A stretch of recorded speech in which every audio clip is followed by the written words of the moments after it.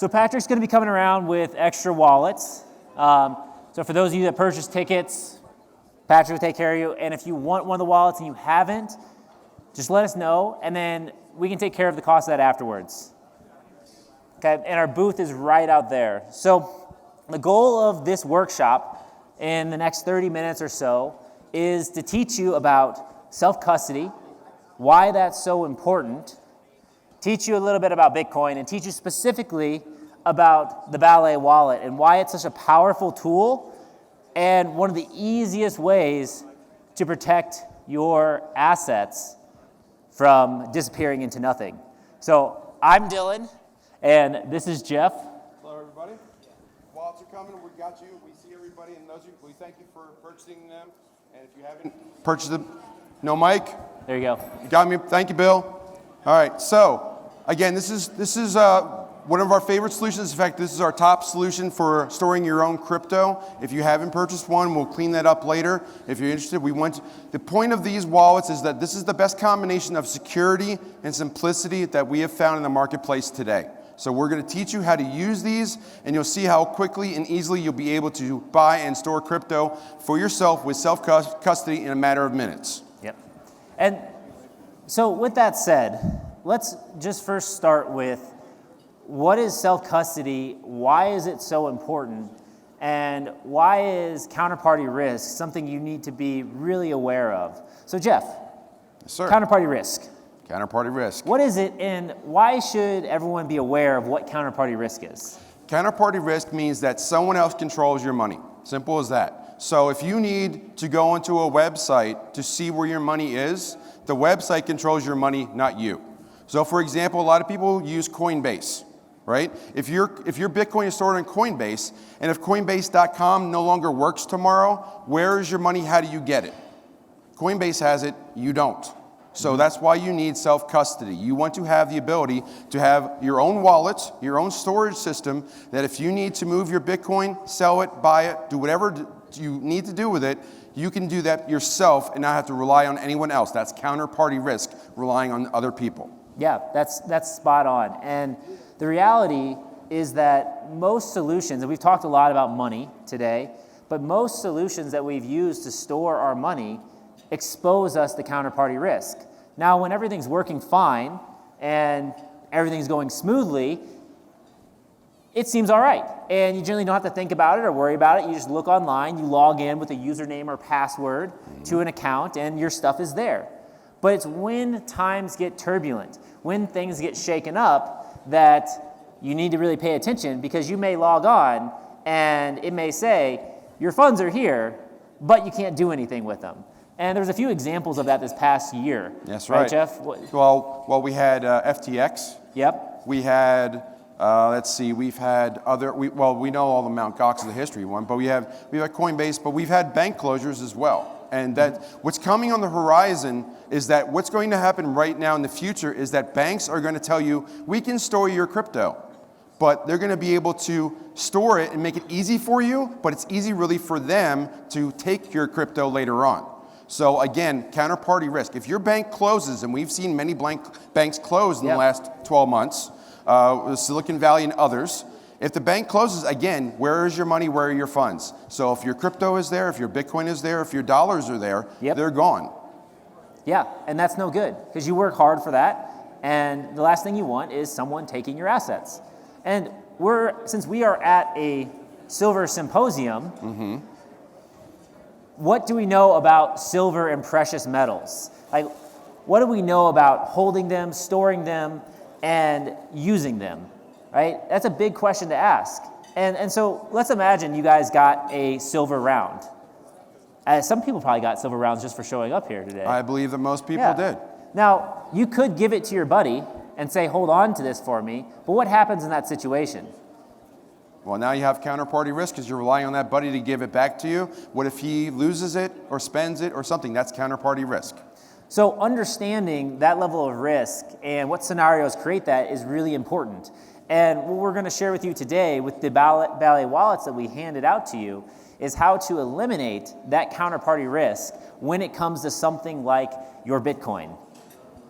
Now, these wallets, they're very simple to operate and understand. They are what's called a cold storage wallet, which means that it's kept offline. You don't need to be on the internet. You can put your Bitcoin on it and you just put it into your safe or anywhere safe place, and it's very easy to store and easy to view what's on there with the application, the smart app that you have on your phone. Yep. So if you look at the wallet you have now, you'll see in the top corner.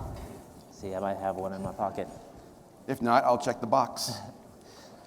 Here we go. We got one right here. We got one that's Economic Preppers branded. We have these as well. Let's see. We have, where's the one in the corner? The white one, was the white one have the one in the corner? Where's the one to download the app? So it's all inside. It's all inside the wallet. Inside. Okay. Yes. Yeah. On the Economic Preppers branded one, we have it on the outside. On this one, you have to open the packaging a little bit. Yes. So one of the things with this wallet, have any of you heard about the 12 to 24 words? Does that ring a bell for everyone? Raise your hand if that rings a bell. The 12 to 24 words. Okay. So those are your private keys. And one key thing to know in the Bitcoin space is not your keys, not your Bitcoin. If you don't have those words or that private key in your possession, then someone else does, and if they have it, then it's their Bitcoin, or it could be theirs if they choose to log on to the blockchain, put in those private keys in a wallet, and move those funds. So with most of these wallets, or cold storage devices that they're called, you have to generate the private keys. You have to go through a process to set those keys up, and that can be really confusing and difficult for a lot of people. That's right. Right? Yeah. So for this, they've made it very simple. All you have to do is take this wallet, tear off the opening in the back, just open it up, and right inside is a QR code. You scan that QR code, and download the app, the Ballet wallet app, which is the logo is a cursive B on a white background. And that will put it on your, if you scan that with your picture, just take a picture of it with your iPhone, it will download the app. On an Android, you have to go to the Android store to just download the Ballet Wallet app, and then you just install it on your phone. That's step one of 2 steps to get this up and running. Yeah, and as they say on this, making crypto easy, because on these wallets, the private keys are on the wallets, so you don't have to create it. You don't have to go through a process. You don't have to plug some device into the internet where we know there's all these sort of malicious hackers and scammers that are just waiting for you to mess up. There's none of that involved with this wallet. It's all right here. It's like the silver round. It is a bearer instrument. Whoever holds the wallet and ensures that it's unaltered, untampered with, will control the Bitcoin, will control whatever cryptos are on this, which makes it very simple to understand compared to creating these magic words that if you remember them, you can get access to your funds or move them. You just know that this wallet holds your funds. If you hold the wallet, the funds are yours, the funds are secure.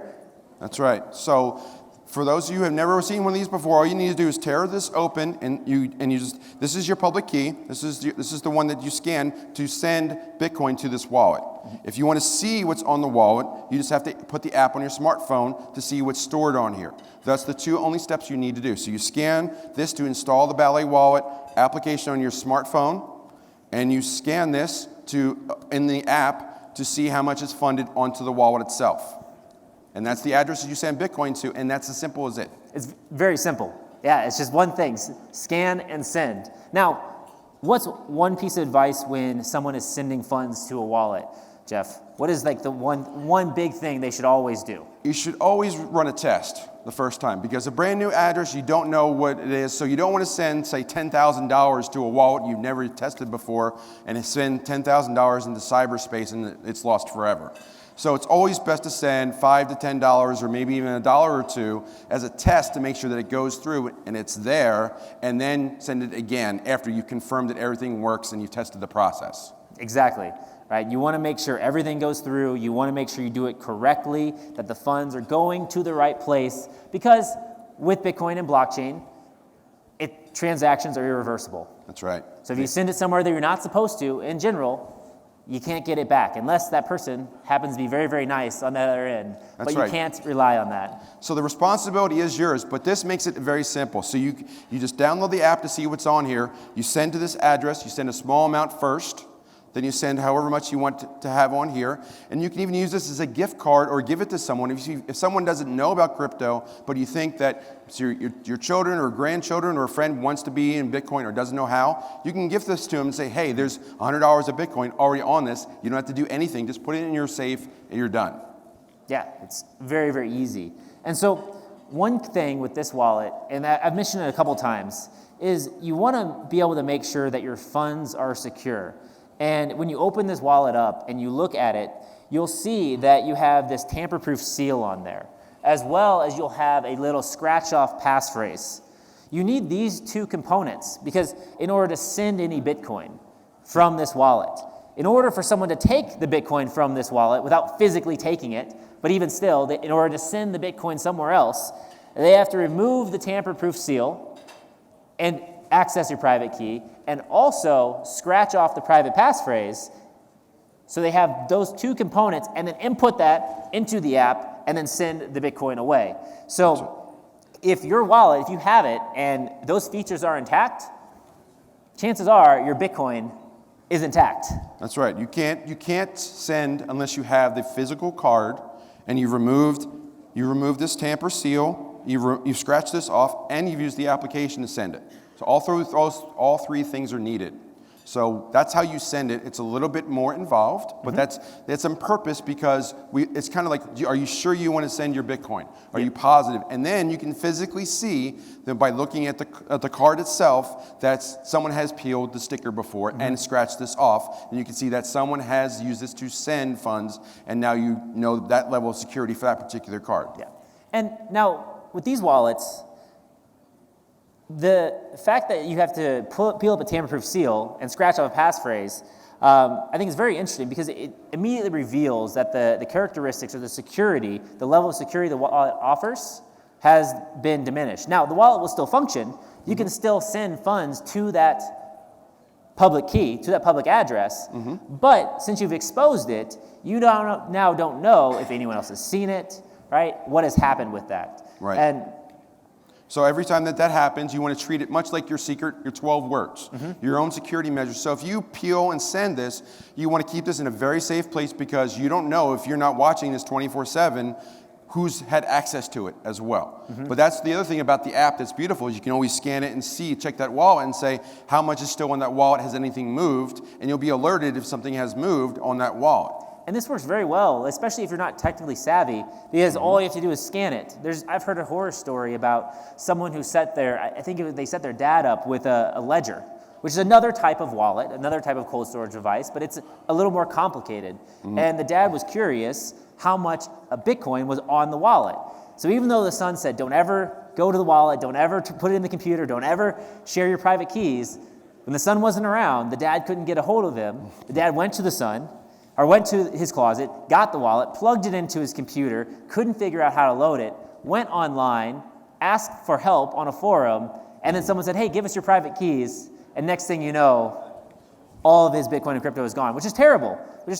But with this, you don't even have to do that. Please don't do that. Yes. Please don't ask for help online from random strangers. Don't click links. Don't do anything like that. If you have questions, pause and ask an expert like the Economic Preppers or someone else that you trust who does a lot of crypto work. Yep. Now, one question that we get a lot about these wallets is who are they good for and how you can utilize them in your life to maybe you're passionate about Bitcoin and you want to share that. So who would be a good person to use these wallets? Well, I'd recommend anyone that's relatively new to Bitcoin, anyone that is not, a Jew would say that's not really tech savvy. That covers most everybody. I think it's a great entry point wallet, and even experienced users use them well as well. So I don't think there's for most users it runs the gamut. Anyone can use this wallet effectively. Yeah, it's just understanding the tool that you have here and how to appropriately use it. I think that's essential. And one thing, when I first came across the Ballet wallet, one idea or one thing that I thought would have been great to be used for was my grandpa every year would give me $2 bills for Christmas. And as a kid, I was like just happy to get money. But then $2 bills, I thought they were rare and significant and special, so I saved all those $2 bills, and I still have all those $2 bills. So they have some sentimental value, but they don't buy me very much. No. No. So if you are a grandparent or a parent and you want to give your kids or grandkids something of value, even just a little value, each year for Christmas or their birthday, using something like the Ballet wallet could be a lot more effective. Because, like Jeff said, all you have to have is the public key, and you can send funds to it. And all you have to do is tell them, this is for you, right? I will continue to send money to you each and every single year as long as you don't tamper with it and send the funds from this wallet. Because if you do, I will know. And that can be a very cool way to not only share your passion for Bitcoin or share that, but also share lessons about saving, about patience, and about building wealth in the long term. And that's what I think some of these wallets can be very, very good for. Yeah, there's so many good applications, good uses, and I think it would benefit everybody to tell them that we've been in crypto for years. Like I've been doing it since 2015, 2016. You've been doing it about like 2018 or so. So, and we've used many different types of wallets, many different technologies, but these are one of the most effective ways to teach people to get involved, get started, and even for advanced users. So we've even had people that have purchased the wallets from us, and then we send them the wallets, and then they ask for us to be funded, and then we tell them, okay, we scanned your wallet already, we know what the ID is, we know what the public key is, so we have a copy of that in our wallet, and then we send it to them and confirm that their ID, and then we can confirm that it's there, and then we delete it from us and say, okay, now you're good. So they have a complete confidence in the transfer process, and they've experienced it, and they see how easy it is. Yeah. Now, I think we've covered a lot over what the wallets are, why they're important, and so perhaps you guys might have a few questions. So we want to open this up to questions and get a little bit interactive in case we miss something. I got a question. We promised the Zoom community as well to get some of their questions on. So we got J and N. How do you use the wallet without invalidating the tamper-proof seal? Even to put funds on it, how do you do that? Yeah, that's a good question. And there's many mics. First, there's no bad questions with that, with wallets and with Bitcoin. If you don't know something, it's better to ask in a safe environment, people that you can trust, people with experience, than to not ask and then try to do it on your own and mess up. And so the question is how do you send funds to the wallet without messing with the tamper-proof seal? Well, if you look on the wallet, there's a very clear QR code. There's a cutout in the packaging. You can see that QR code. And below that QR code, you'll see a string of letters and numbers. That is your public key.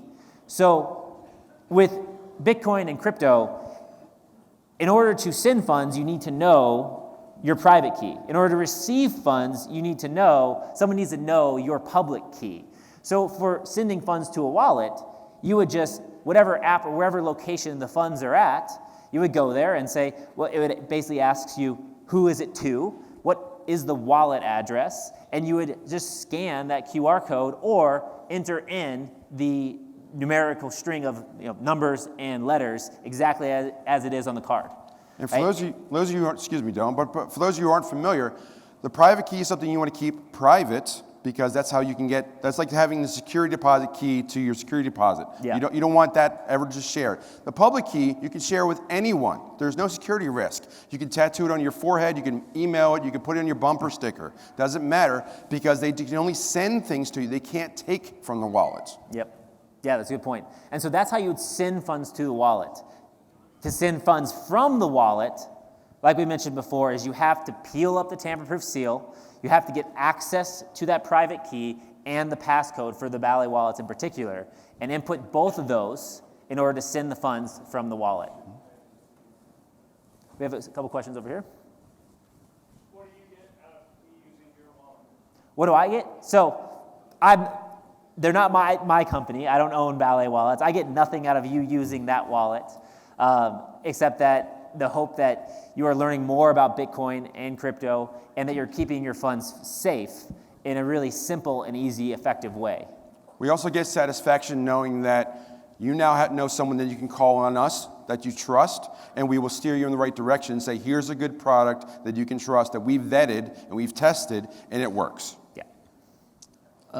So I have a quick thing to ask and pretty much say, I am one of those newbies that y'all were referring to. Like, I'm not very tech savvy at all, but with all the talks about crypto exchanges being like hacked and stuff like that, how can you tell which proper exchange that you can purchase from to transfer that cryptocurrency over to this particular wallet?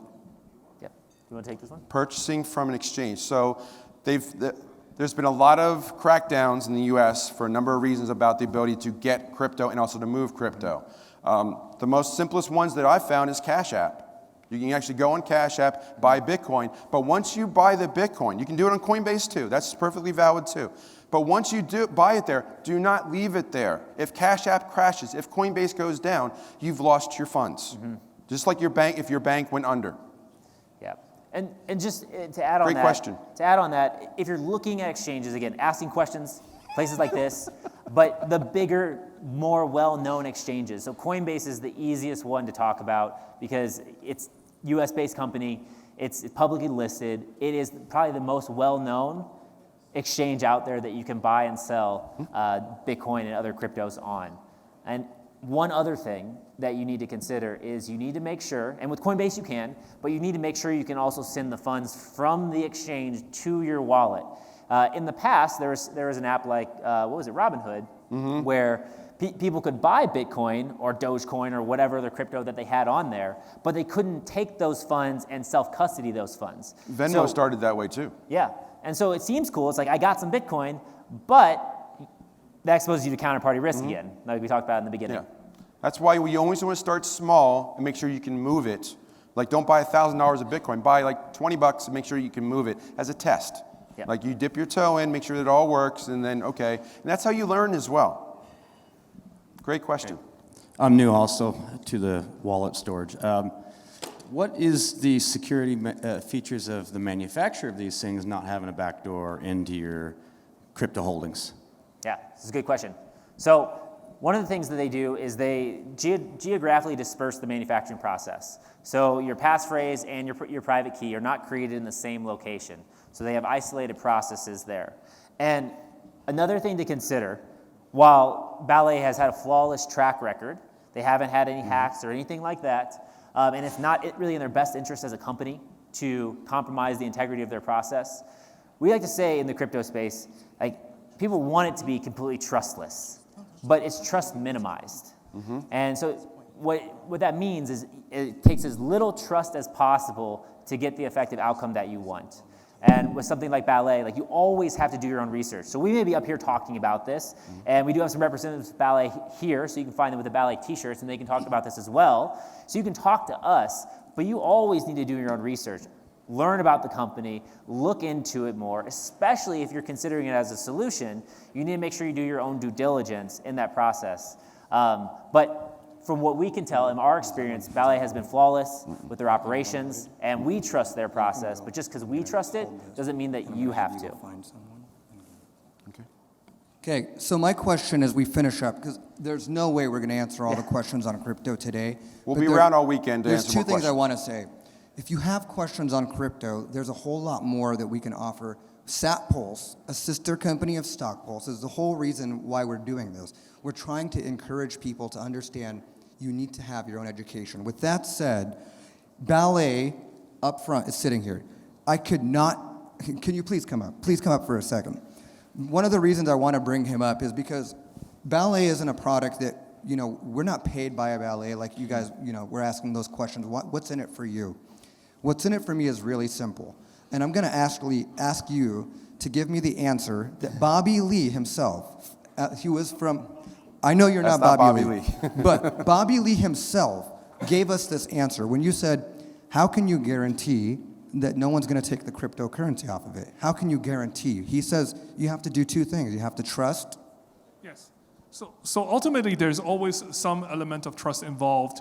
Like, if you look at regular banks like Silicon Valley Bank and stuff, they do have FDIC insurance. So even though they collapsed and they lost all the money, the federal government will step in and give you back the money.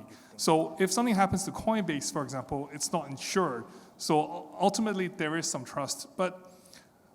So what I'm trying to say is that you may not want to put all your money in Coinbase, but if you manage your risk and what you're comfortable with Coinbase, then it's really not that big a deal. Does that answer your question? Yeah. And even Bobby Lee would tell you a couple of things, right? He'd say, you have to trust two things about him. One, that he's competent enough to create the wallet so that the private keys are going to match the public keys. And you have to be able to trust that he's not an asshole who's going to steal your money, right? Because at the end of the day, if he wanted to, he could. If Exodus Wallet wants to, they could. Yeah. If Trust wants to, Ledger, Tracer, it's all the same thing. It's important also to for those that are new, to introduce who Bobby Lee is. Yeah. He's one of the originals. He's one of the OGs of crypto. He's been around a very long time. His brother invented the sister coin of Bitcoin, Litecoin. Charlie Lee invented that. Bobby Lee's been around a very long time in this space, and he puts his reputation and stands behind all of his work. And for you guys who don't know Bobby Lee, the books outside actually have a lot of his coins in them. So That's right. as we finish this up and get ready to move on to our next segment, I am going to do something a little fun.